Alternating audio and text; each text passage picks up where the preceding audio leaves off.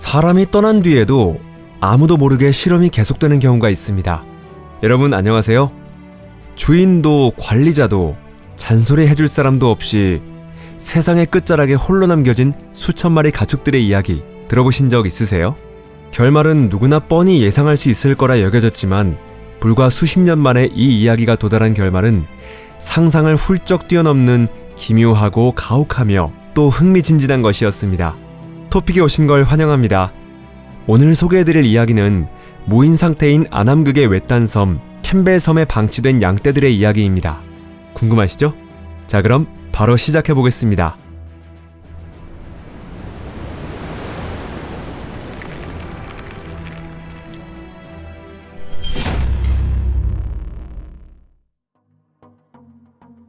세상 끝에 있는 섬. 이 작은 육지 덩어리는 지름이 고작 15에서 16km밖에 되지 않으며 사람이 사는 곳으로부터는 아주 멀리 떨어진 외딴 곳에 위치해 있습니다. 물론 악마의 장난은 아니지만 자연의 힘에 의해 이 섬은 남극해의 사나운 50도대라 불리는 거친 바다 한가운데로 던져지게 되었죠. 섬은 뉴질랜드 남섬에서 약 600km 떨어진 곳에 자리 잡고 있습니다. 시속 100km가 넘는 강풍이 끊임없이 몰아치고 짙은 안개가 항상 끼어 있으며 연중 325일은 비가 내립니다. 이곳은 낮과 계절 간의 기온 변화도 매우 적은 것이 특징인데요. 겨울철 최저 기온은 영하 5도, 여름철 최고 기온은 15도 정도밖에 되지 않죠. 이 섬은 화산 활동으로 형성된 땅이며 이를 증명하듯 수많은 암석지대와 해발 569m의 마운트 하니 산봉우리가 늘 그 존재감을 드러내고 있습니다. 섬에 있는 나무는 단 한 그루, 1907년에 심어진 시트카 가문비 나무로 세계에서 가장 외로운 나무라는 별명으로 널리 알려져 있죠. 그리 기분 좋은 별명은 아니지만 어떻게 생각하세요? 그래도 100년이 넘는 시간 동안 꿋꿋이 자라나 지금은 10m 높이까지 성장했습니다. 한편 섬의 저지대에는 날카롭게 솟아오른 암석 몇 군데를 제외하면 플레오로필룸 스페시오숨과 스틸보카르파 폴라리스 같은 대형 다년생 식물들이 빽빽하게 자라나고 있는데요. 고지대에는 이끼, 지위류, 사촉과 식물 같은 툰드라 식물들이 펼쳐져 있습니다. 보시다시피 이 섬의 기후는 꽤나 혹독합니다. 그렇기 때문에 지금까지 대형 포유류가 이 섬에 오래 머무른 적은 한 번도 없습니다. 물론 사람도 예외는 아니고요. 다만 알바트로스, 가마우지, 펭귄 같은 조류에게는 이곳이 소중한 번식지로 기능하고 있는데요. 이 남극 부근의 섬이 1810년까지도 발견되지 않았던 것도 어쩌면 당연한 일일 겁니다. 게다가 이 섬을 처음 발견한 호주 출신 바다표범 사냥꾼 프레더릭 카셀버러에게 이 발견은 전혀 행운을 가져다 주지 않았고 그는 그 해에 섬에 만에서 익사하고 말았습니다. 그 이후로도 이 섬은 인간과 별로 좋은 관계를 맺지 못했습니다. 한때 이곳에 정착한 작은 사냥꾼 마을도 있었지만 바다표범을 단기간에 거의 전멸시키고는 떠나버렸죠. 포경업자들 역시 같은 운명을 맞이하게 됩니다. 이 섬의 역사에서 처음으로 긍정적인 사건이라 할 만한 일은 1874년에 있었던 금성의 태양면 통과라는 유명한 천문 현상을 관측하기 위해 프랑스 과학탐험대가 섬을 방문한 것이었습니다. 어쩌면 이처럼 특별한 천문 이벤트가 뉴질랜드의 농부 제임스 고든에게 이 섬에서 양을 한번 길러볼까라는 생각을 품게 만든 계기가 되었는지도 모르겠습니다. 양 실험의 시작. 사실 이 외딴 섬에 양을 들여오기로 한 농부의 결정은 매우 현실적인 이유에서 비롯된 것이었습니다.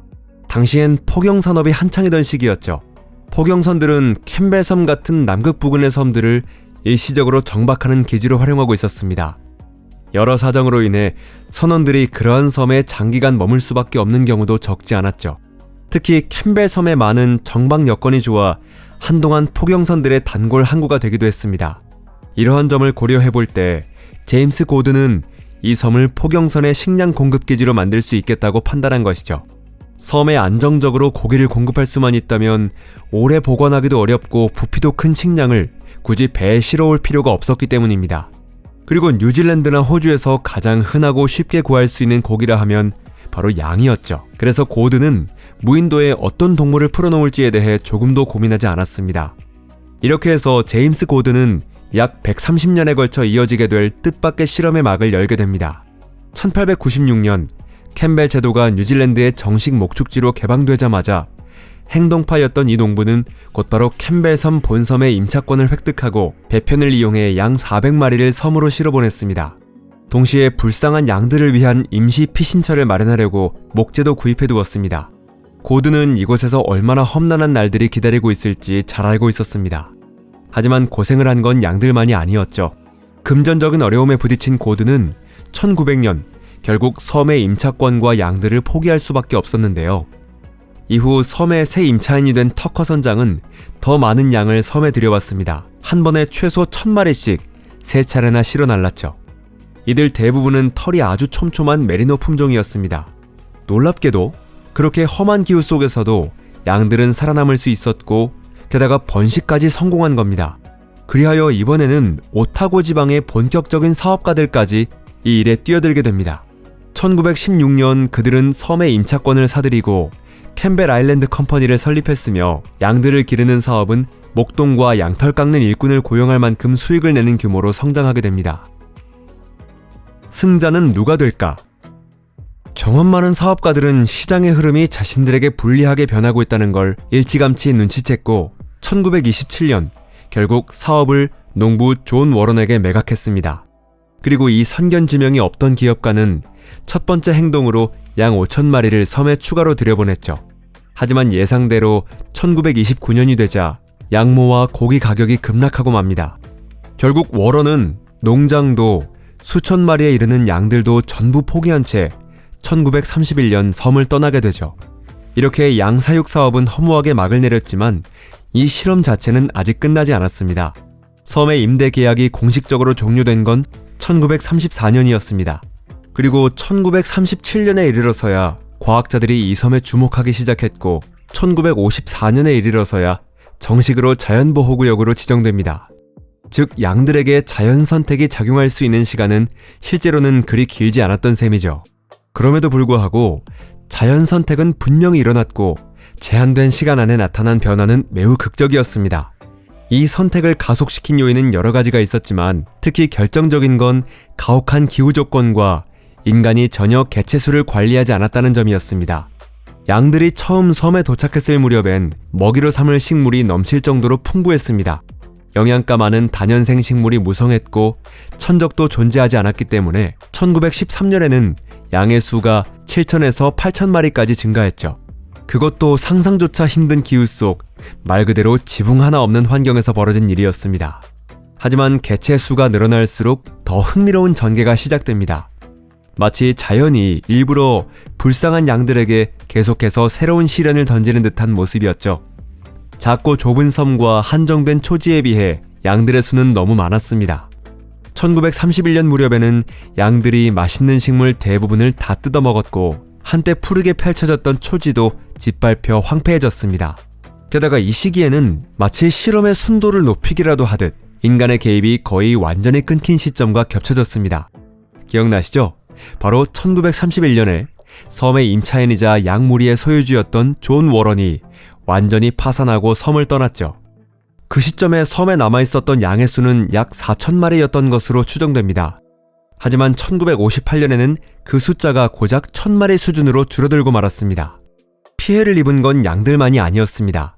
1960년대에 접어들 무렵 수천 마리 양이 수십 년간 섬의 생태계에 가해온 과도한 부담의 영향이 마침내 전면적으로 드러나기 시작했는데요. 그 여파는 심각했고 거의 예견된 결과이기도 했습니다. 욕심 많은 양떼는 섬의 식생을 마구잡이로 황폐화시켜 나갔습니다. 특히 큰 피해를 입은 건 섬 고유의 대형 식물인 플레우로필룸 스페시오숨과 스틸보 카르파 폴라리스였는데요. 크고 싱싱한 그 잎사귀들은 양들에게 있어 그야말로 최고의 먹잇감이었죠. 하지만 이 식물들은 외부에서 침입해온 동물 무리로부터 자신을 지킬 방법이 전혀 없었습니다. 왜냐하면 오랜 진화 과정에서 방어수단이 필요 없었기 때문에 가시도 독성도 강한 재생력도 갖추지 못한 상태였던 겁니다. 이런 방어 특성은 원래부터 발굽 달린 동물과 함께 살아온 식물들에서나 나타나는 것입니다. 결국 1970년대가 되자 많은 초지가 잎 한 장 남지 않고 먹혀서 땅이 훤히 드러날 정도로 황폐해졌습니다. 그리고 그 시점부터는 토양 그 자체에도 이상이 나타나기 시작했습니다. 토양 침식이 본격적으로 진행되기 시작한 것이죠. 특히 경사진 지형에서 그 영향이 두드러졌습니다. 끊임없는 짓밟힘으로 인해 토양의 표면층은 단단하게 굳어졌고 이탄층은 파괴되었으며 물의 순환 상태도 완전히 달라져 버렸습니다. 이제 물은 흙 속에 머무르지 않고 경사진 땅을 타고 흘러내리며 부식토를 씻어내고 땅의 비옥함마저 빼앗아갔습니다. 직접적인 영향은 아니었지만 섬에 서식하던 새들도 압박을 받게 되었는데요. 물의 흐름이 둥지를 틀기에 적절한 장소들을 쓸어버렸고 토양을 지탱하던 풀들도 점점 줄어들었습니다. 새들에게는 둥지를 틀 장소도 그 재료도 거의 남아있지 않게 된 것이죠. 특히 심각한 타격을 받은 건 슴새류와 땅 위에 둥지를 만드는 조류들이었습니다. 이처럼 아무도 통제하지 않은 실험에서 드러난 또 하나의 예상치 못한 면은 양들이 놀랄 만큼 빠르게 진화해 가축에서 야생동물로 바뀌었다는 점이었습니다. 물론 생물이 자연환경의 변화에 적응해가는 건 과거에도 현재에도 흔히 볼 수 있는 자연스러운 현상이죠. 우리 호모사피엔스 역시 그렇게 길고 혹독한 진화 과정을 거쳐 태어났으니까요. 하지만 이 경우에 놀라운 건 그 변화의 속도였습니다. 불과 3에서 4세대라는 짧은 시간 동안 동물들의 몸에는 분명한 새로운 특징들이 나타났습니다. 경계심이나 신중함이 강해진 것보다 더 놀라운 건 키는 낮아지고 대신 목과 다리는 더 길어졌다는 점이었습니다. 변화한 이 양들은 놀랍게도 이제는 보통처럼 누운 채가 아니라 서 있는 상태로 새끼를 낳게 되었습니다. 그렇게 태어난 새끼 양들은 즉시 일어설 수 있었고 그 덕분에 차가운 지면에 닿는 시간을 줄여 저체온으로 인한 동사를 피할 수 있었습니다. 또 하나의 놀라운 변화가 있었는데요. 캠벨 섬의 양들은 원래 가축으로서 잃어버렸던 스스로 털갈이를 하는 능력을 되찾은 것이었습니다. 아마도 몇 킬로그램씩 되는 무거운 털 가죽을 스스로 벗어내는 유일한 방법이었겠죠. 무엇보다 가축처럼 털을 깎아줄 사람이 이 섬에는 아무도 없었으니까요. 그 털 자체도 일반적인 메리노 품종보다 훨씬 더 조밀하고 거칠어진 상태였습니다. 이런 변화는 역진화라 불리는 현상으로 전혀 새로운 환경에 던져졌을 때 가장 빨리 적응한 개체들만이 살아남으면서 나타나는 결과입니다. 외과 수술. 이 우연한 실험의 전 과정을 인간이 끝까지 지켜보지 못했다는 사실은 어쩐지 아쉽게 느껴지는데요. 새로운 환경에 적응한 양들의 수가 서서히 다시 늘어나려는 찰나에 그 실험은 중단되고 말았기 때문이죠. 그렇게 해서 1954년 뉴질랜드 자연보호협의회는 결국 수톤의 고기와 질 낮은 양털보다 남극 근처의 소중한 생태계를 지키는 것이 더 중요하다는 결론에 도달하게 됩니다. 그리고 이 목표를 달성하려면 양의 개체수를 철저히 줄일 수밖에 없다는 건 누구의 눈에도 명백했죠. 그렇다 해도 실제로 자연보호기관이 양 제거에 나선 건 1970년에 이르러서였습니다. 섬을 가로지르는 형태로 울타리가 설치되었고 그 북쪽에 있던 불운한 양 1300마리가 사살당했습니다. 남쪽에 남겨졌던 비슷한 수의 양들도 1984년까지는 섬에서 살아남아 있었지만 결국 북쪽의 동료들과 같은 운명을 맞이하게 되죠. 그 이후로 섬은 양이 없는 상태가 계속 유지되고 있는 것으로 알려져 있습니다. 다만 일부 보고서에 따르면 지금도 수십 마리의 야생화된 양이 아무도 없는 초원을 떠돌고 있다는 이야기도 있습니다. 그렇게 보면 이들의 혈통이 완전히 끊겼다고 단정지을 수는 없겠네요. 캠벨 섬 양에 대한 연구를 이어가기 위해 1975년부터 1976년에 걸쳐 뉴질랜드 연구자들이 암컷 7마리와 수컷 3마리, 총 10마리를 포획했습니다. 이 양들은 관찰 및 사육 환경에서의 번식을 목적으로 뉴질랜드 본토로 옮겨졌습니다. 그 후손들은 순혈 개체군으로 유지되었으며 1980년대 초에는 약 30마리까지 증가했습니다. 이 혈통은 캠벨 아일랜드 시프라는 이름으로 명명되었고 여러 교배 실험 프로젝트에서 활용되었습니다. 그렇다면 섬은 어떻게 되었을까요?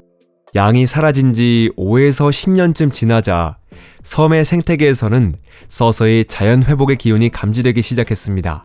대형 초본 식물, 사촉과 식물, 이끼와 지으류 등이 다시 늘어나기 시작한 거죠. 다만 회복 과정은 지역마다 조금씩 달랐는데요. 특히 회복이 더뎠던 곳은 양의 발굽에 짓밟혀 암석이 드러날 정도로 훼손된 침식지대의 토양이었습니다. 그래도 섬의 대부분 지역에서는 더 이상 발굽으로 눌릴 일이 없어지면서 부식토가 다시 쌓이고 수분도 유지되기 시작했고 이는 새들의 귀환에도 긍정적인 영향을 주었습니다. 그 중에서도 슴새의 집단 서식지는 특히 빠르게 회복된 것으로 나타났습니다. 생태학자들은 언젠가 이 섬이 완전히 되살아나길 기대하고 있죠.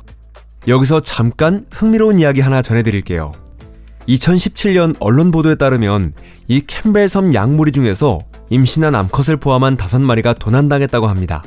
누가 무슨 목적으로 훔쳐간 건지는 지금까지도 밝혀지지 않았습니다.